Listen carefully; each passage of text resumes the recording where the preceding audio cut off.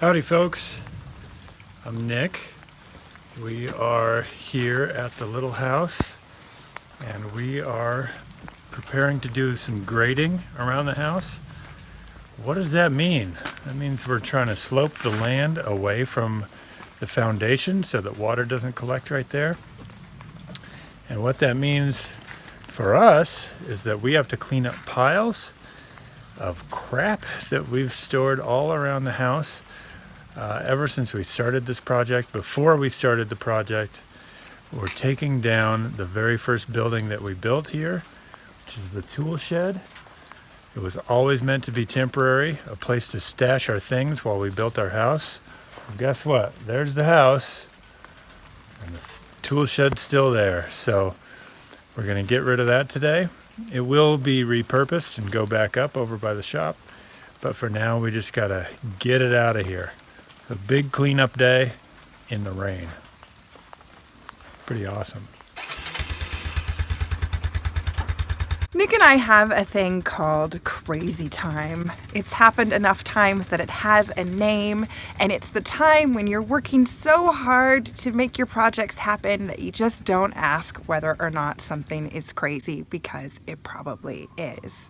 For us in 2017, the entire month of October was crazy time. Here is a whirlwind tour of everything we did in that last mad dash before the snow. It might fall over. It's not fragile. Right.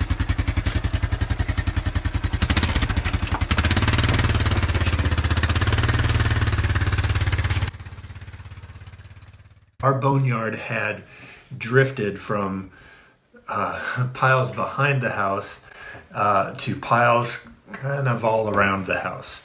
So part of that is that the tool shed was put right there. The tool shed was the very first thing that I built here, and it was put there specifically so that it would be convenient while building the house. But as things pile up around it, spread out in front of it, we ended up with a great big mess on our hands when it came time to sort of wrapping some things up around the house. They have 2 boneyards, and they grow up and marry, and they have a bunch of babies. So the mommy boneyard and the daddy boneyard had a bunch of babies? Yes. So I often joke that my vocation is in building, but my hobby is material handling.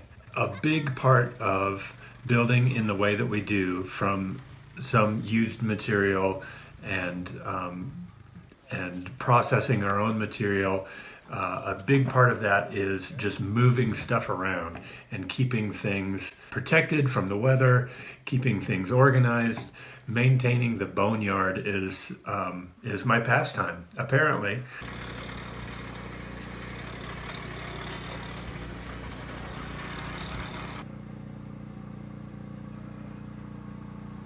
The Mudroom foundation is almost exactly like the foundation for the house. It's much like a conventional foundation in that it's a footer and a stem wall with integrated piers for the timber frame posts. The footer is relatively easy to pour. It doesn't have to be pretty. It just has to be relatively level and catch the center line of the stem wall. So the formwork is a little quick and dirty, but it just has to get in generally the right place and not be too much work to fill up with concrete the way that we're doing. So in that footer, we put long pieces of rebar with a bend at the end of them. These pieces of rebar will end up in the center of the stem wall, anchoring the stem wall to the footer.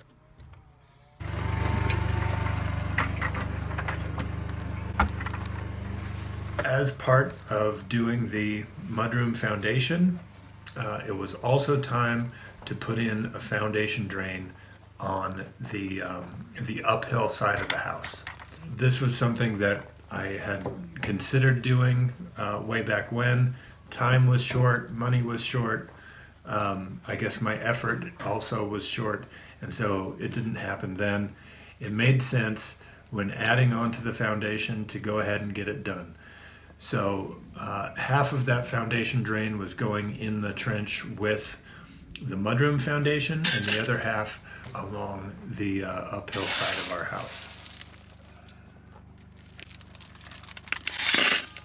The foundation drain is designed to take water away from your footings and keep that area as dry as humanly possible. There's other parts to that, like putting gutters on the house and having the driveway graded properly. Those are also steps that we are taking, but while we had a dirt work operation happening, we decided to put in the foundation drain. It is a bed of gravel right at the footer of the house. In that bed of gravel is a perforated pipe. That pipe is covered with a fabric sock. Those layers of fabric are designed to keep dirt out of the system. So we just want water only coming into that pipe and moving out of it. I'm then building form for the stem wall and the integrated piers. I hadn't necessarily done this before, but I know how to build a box. So this is just 3/4 inch plywood using construction screws and reinforcing with 2x4 where I wanted edges to stay straight and true. The pour was kind of long, a little bit strenuous. Access was a little bit weird, working all the way around that. I had a short concrete chute made up for the mixer and a longer one. I spent more time placing concrete than I did mixing it. So mixing just takes a few minutes, but getting it down the chute and getting it tamped into all of the places where it needs to go is where the majority of my time went. If I had it to do again, I would probably put in some bolts or even just some tie wire, sort of mid-span in that 3-foot high stem wall. It did end up bellying out just a little bit, but the top stayed true and the bottom stayed true. So I ended up mixing a little extra concrete because it got fat in the middle. But overall, the shape is good. It's exactly where I wanted it, and the process wasn't terribly difficult. In the top of that stem wall, I dropped some anchor bolts while the concrete was wet. These are going to secure the stick-framed exterior wall to the foundation. And in the top of those integrated piers, the build-outs in the corners, that's where the timber frame posts are going to land. I dropped in a steel plate. Why? Screws get filled up with junk. So luckily, not every single one is facing up. A lot of this plywood will be reusable. I'll probably even use some of the big portions of it on the roof of the mudroom itself. If I'm buying new material for a sort of a single or for a short-term use, that I think about what is the next use of that material so that I'm not just burning up material and money.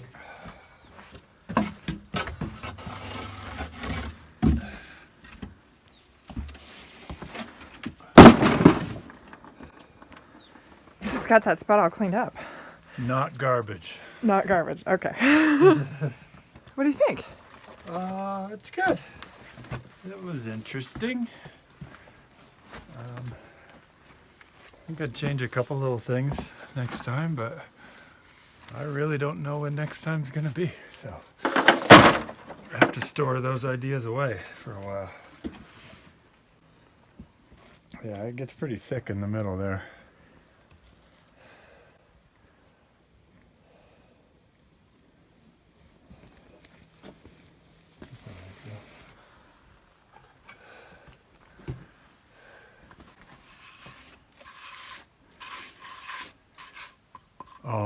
entertain myself at night sometime with the laser. Check how level it all turned out. Compare all my points where the posts are going to land. I don't doubt that they're a little screwy. But nothing we can't adjust for. So we put on the asphalt emulsion damp proofing all the way around, wrapped up the landscape fabric of the foundation drain, and then we did our backfill. So it's just shovel time after that. This is at the point where I realize why I like a smaller trench and why guys with heavy equipment don't mind doing a bigger trench. The big trench makes it nice and easy to work in, and you still have the heavy equipment around when it comes to backfilling. When you're doing all your backfill by hand, a small trench means less shovel time. But luckily, I had plenty of help. Milo and Esther came out for shovel time, and we made short work of it.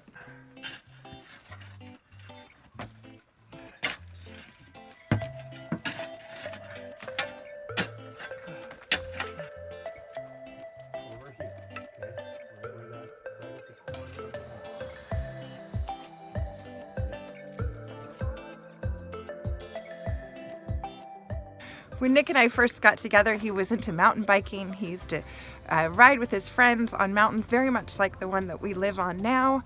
And our crazy time always reminds me of that. These Nick and his friends just hurtling headfirst down a mountain, and you got to just keep going because otherwise you're going to fall down. What do you think, Milo? I think it's nice.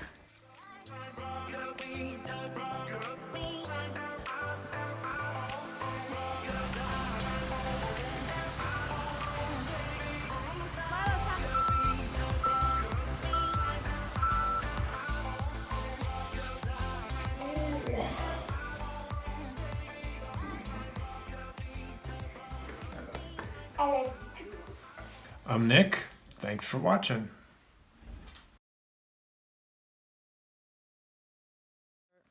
So, sweetie, if you're going to stand there, you need to grab a shovel, or you need to go back in and do your work.